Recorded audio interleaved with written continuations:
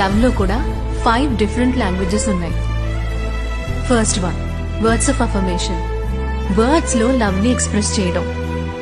నువ్వు అందంగా డ్రెస్ చేసుకున్నావని చెప్పడం అయినా, లేదా నీ వంట చాలా బాగుందని చెప్పడం అయినా సరే, వాళ్ళ దృష్టిలో ఇది love. Second, active service.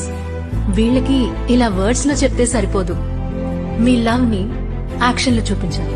Shop కి వెళ్లి వెజిటబుల్స్ తీసుకురావడం, ఇద్దరు కలిసి ఇల్లు క్లీన్ చేయడం, వాళ్ళకి ఒక రకంగా కాఫీ పెట్టి ఇవ్వడం కూడా యాక్టివ్ సర్వీసే.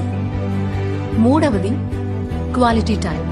జస్ట్ కాసేపు వాళ్ళ కోసం ఫోన్స్ అవి తీసి పక్కన పెట్టేసి వాళ్ళతో క్వాలిటీ టైం స్పెండ్ చేస్తేనే చాలు. Fourth is touch.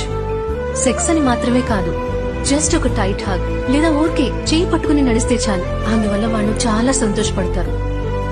చివరిగా ఐదవది, గిఫ్ట్స్. చిన్న చిన్న సర్ప్రైజెస్ అంతే.